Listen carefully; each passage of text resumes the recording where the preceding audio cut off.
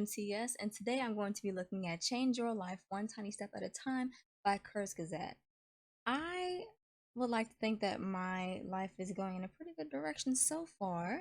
However, it does not hurt to get advice from someone on how to change and or improve your life choices. So, let's take a look, see what they have to say, and provide my thoughts afterwards. If you are like most people, there is a gap between the person you are and the person you wish to be. There are little things you think you should do and big things you ought to achieve. From working out regularly, eating healthily, learning a language, working on your novel, reading more, or simply actually doing your hobby instead of browsing Reddit. But it sometimes feels that to achieve your goals, you have to become a different person. Someone who is consistent, puts in more effort, has discipline and willpower. Maybe you've tried your hardest to be like that, and it worked for a while. Like a week. Until you find yourself slipping back into your old ways. In the end, you always seem to fail, and with every failed attempt, you become more and more frustrated and annoyed with yourself. If you believe success and hustle internet, it's all your own fault. If you don't succeed, you just didn't want it enough and the failure is all you. But change is actually hard, and as with most things in life, understanding why makes things easier. That's so true. You have to get to the root of the problem in order to make that change. If you try and approach things at a surface level, you will not solve the problem. I've been there before.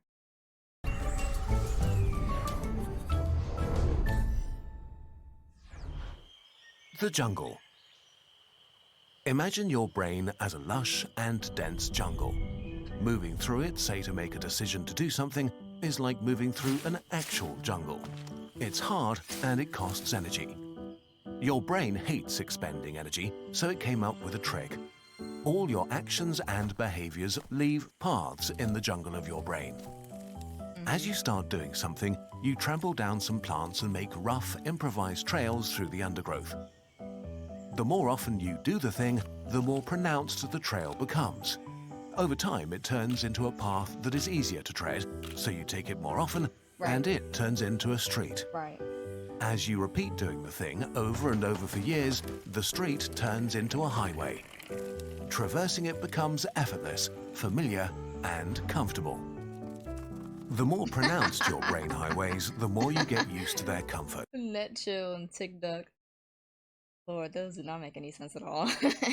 So we continue to use them, which means we tend to do what we've always done. This is why change is hard, especially as an adult when your jungle is crisscrossed by lots of established streets and highways.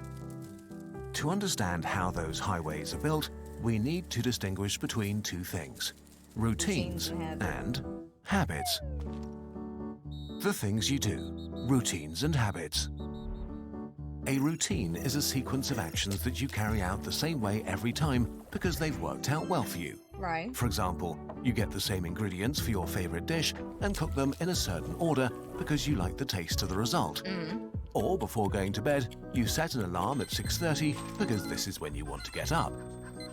Imagine routines as being executed by a wise planner.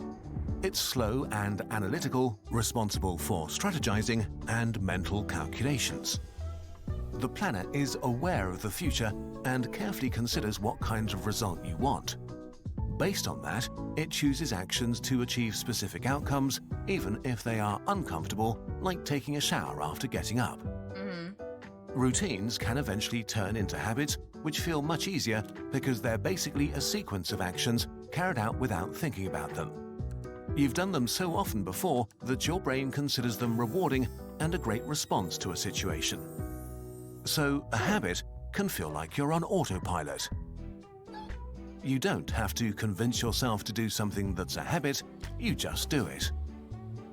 The important thing about habits is that they are set in motion by triggers, context cues that can be single things or entire situations that give your brain the signal to start the behavior or action.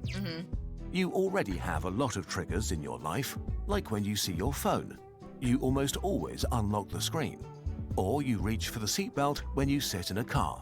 Well, you Or should. when you buy your coffee before work, you also get a cookie, even though you aren't actually hungry. Habits are executed by an impulsive toddler. It responds to your immediate desires based on what's around you, without considering any longer-term goals. For the toddler, the future doesn't exist and it hates hard work. So when it notices a trigger, it steers you to take this easy road inside your brain that leads to a familiar, rewarding result. If you get coffee, the toddler also wants the cookie just because that's what you do every morning. This rewarding feeling is also how most of your bad habits started. Chocolate is tasty, browsing Reddit is occasionally mildly entertaining. This is why you repeat these actions, even if they're bad for you. Rewarding feelings associated with an action demand to be repeated, and so a bad habit is born. While the toddler sounds like a built-in sabotage mechanism, it is as important as the wise planner, and actually they work together most of the time. I think so. You need your wise planner for thinking big thoughts and parallel parking and doing your taxes. But letting your wise planner do everything would cost too much energy. Outsourcing mundane and repetitive tasks to habits managed by the toddler allows your brain to easily manage your daily life while dealing with more complex mental challenges at the same time. So if we want to change and introduce a new behavior into our lives, we can actually use these energy-saving mechanisms to make it easier. We'll focus on small things, not big ones. Improving your life a little is so much better than aiming high and changing nothing, It's true. especially Very because true. small changes can do a lot over months and years. How to build a habit. If you want to make change easier, the best way may not be to force it with willpower, but to convince your brain that it's not that big of a deal Right. by right. creating new routines and then turning them into habits. You want your wise planner to construct that first trail and then use your toddler to help initiate the action effortlessly. Let's say you want to work out to be fitter, a very common goal. The first thing to do is to break down this pretty vague goal into clear, separate actions, because the idea is to make the action itself as easy a threshold as possible. So small it's manageable, and so Right. specific that you don't have to think about it a lot. Right.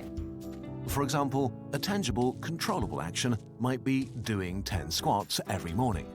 So you can start by trying to create a routine, but already include clear triggers that the toddler can pick up later on. Remember, a trigger is nothing more than a signal that you always associate with the action. They can be visual pointers like seeing a particular object, like your training outfit, or a certain time of day, or a designated place like a nearby park, or even better, all of these things combined. The important thing is that you always start doing your action in a specific context. This trigger is the start button that will eventually set off the action automatically. So to establish a home workout habit with 10 squats to begin with, you could make sure to always do them with your exercise gear on at the same Right. place and time, like in your living room at 8 a.m. Once you have your trigger and action, all you need to do is repeat them regularly, ideally every day. If you keep going, they will change from a routine to a habit, from a trail to a highway. Don't get this wrong, the squats will still take you energy to do.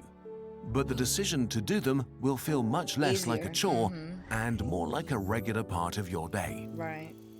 While this is simple, it's not easy. Many things you want to turn into habits don't offer as much instant gratification as wasting time on Reddit. To make your new action easier to repeat and more likely to be picked up by the toddler, try to make it pleasurable. Not necessarily by rewarding yourself after you've done it, but by making the action or behavior itself more enjoyable. Like only listening to your favorite podcast while working out, or chipping away at your taxes while you wait for civilization to load the next round. You need to figure out what works for you. In principle, that's it. Frustratingly simple, like most things you can do to make your life better.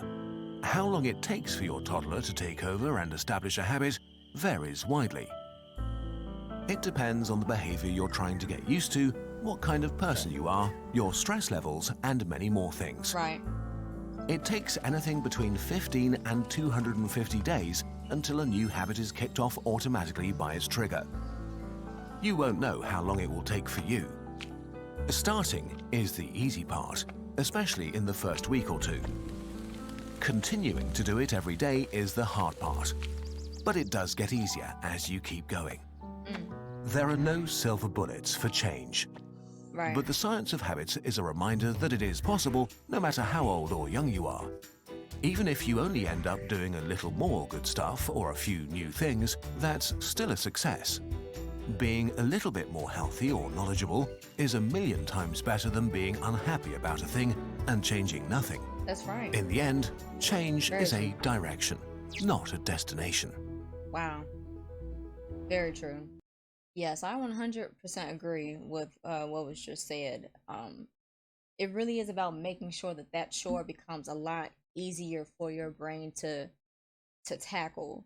Like, for example, I am studying Chinese, Mandarin specifically, and I started in, what is it, my last semester of college in 2020, and it became something I was really interested in learning. However, if anyone has studied Mandarin before, it is obviously not an easy language to learn. I tried to convince myself as much as possible. First of all, I mean, you definitely need to have that willpower as a basis for your determination to um make something become a habit. However, I started let me see. When I don't remember when I started my Mandarin track on Duolingo, the app Duolingo.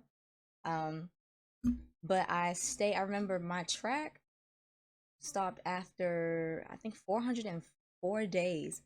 I continued to do Duolingo. I did it for like a year and a half. I mean, you know how like if you've used the app, like I have those streak days in between where you can have a little bit of a rest and still keep your track.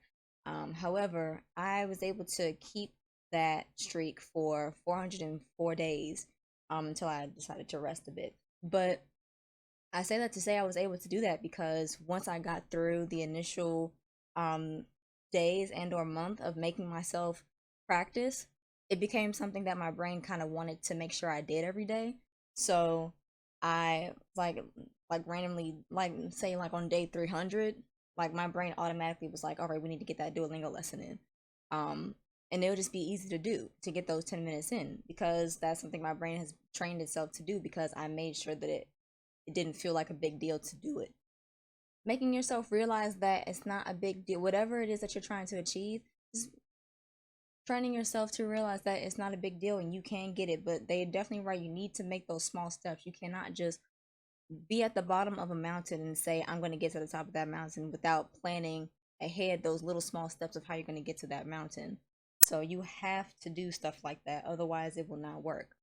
Otherwise, you're just dreaming about something without putting in the work to get there or realizing how you're going to do it. Once you have those steps and you put it in those little pieces, you'll be able to travel up the mountain way faster than you are just sitting there dreaming about it. Yeah, I like this video a lot. Of course, the animation is always beautiful. I loved it. They apparently have an actual habit journal.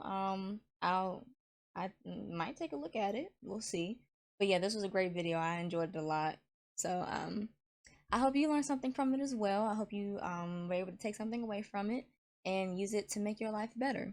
So thank you so much for watching, and I will see you in the next video. Please don't forget to like, share, and subscribe. Peace out, y'all.